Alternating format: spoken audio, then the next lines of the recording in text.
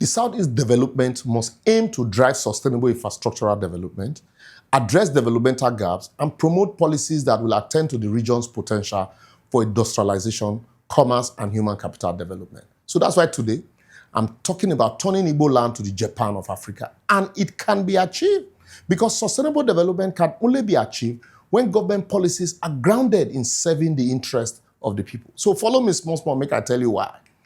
The recent promotion of the Southeast by former Minister of Aviation, Osita Chiduka, prompted my visit to Enugu, Owerri, and Aba. And really, contrary to social media rumor, a lot is actually happening in that region in terms of development.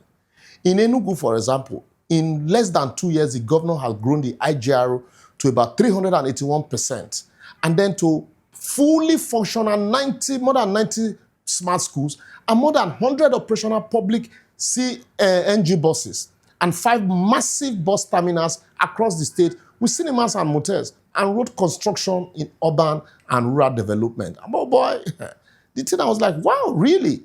Even though I've always had problem with the cost estimates, Abia, as the already heading man of Igboland, Abia state governor really is doing what no other governor in the history of that state has done in terms of road construction and rehabilitation. I bet forget the fight between him and Ojuzo Kalu, because really, if the two Ojis had done half of the road construction OT is doing now, Abia would have been far ahead, not here for dinner. Well, for Imo, when Hope Uzodinma of Imo State first came, remember Imo Light called him names like Supreme Court Governor and also, including even changing his name to Hope Uzodinma. But today, my visit to Owerri and the story is completely different, with massive road construction and rehabilitation going on. Remember the famous Azomta Cathedral, that famous cathedral that used to welcome travelers from Onitsha to Owerri, now has 2 massive flyovers crisscrossing each other, with the road to Onitsha smoothly done, and they want to Port Harcourt through Umunoha, wearing new looks with street lights. Even security has returned to Owerri main town as real estate business is booming. Anyway, thanks to the activities of building a hotel in every compound. But really, that market for Wedra Road and the fields generated, the government can do better now, because if rain fall for that place will be a big mess. But however, when I visited my dear Kenazizi in Obowo and seeing the road and the street light actually, helped to reinforce the governor's name as truly Uzodinma. The Southeasterners, you will say, like their food, are always very hospitable. You have food like Ofe Owerri or Ha. And my favorite was Agara soup. And oh boy, I chopped that soup. So really, I beg, when next day holiday, visit these places, Owerri, Enugu, Aba.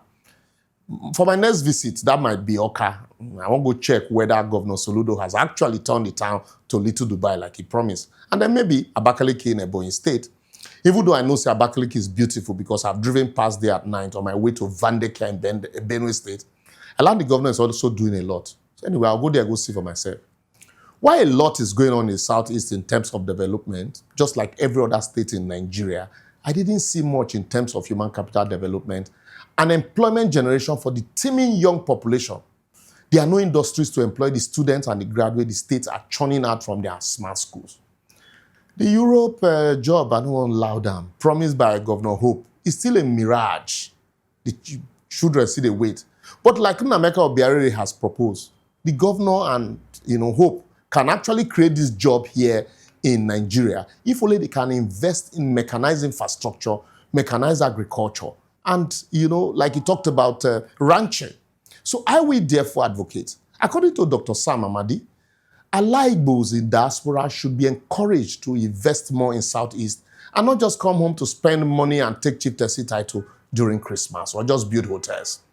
The governors should create more synergies to combat interstate security, poverty and unemployment, and infrastructural development like monorail amongst themselves. That way, business owners would have confidence to come site their factories in the Southeast instead of just building hotels. And then diasporas like Dr. Zoe, maybe, can confidently build hospitals in Oka, Aba, Abakaliki, and Owerri without worrying about insecurity. And I can tell you, with such synergies and collaboration, the Southeast will not only become the Japan of Africa, but the Dubai of Nigeria. And maybe, just maybe, the rest of the country will have no other option but to beg them to come teach them how to replicate these things in their zone.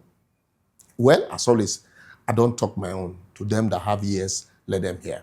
So for more episodes, simply follow us on all our social media platforms showing on your screen. And don't forget to like, subscribe, and share.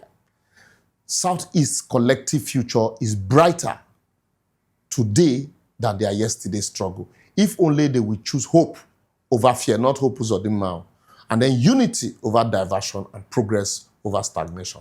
See you next week.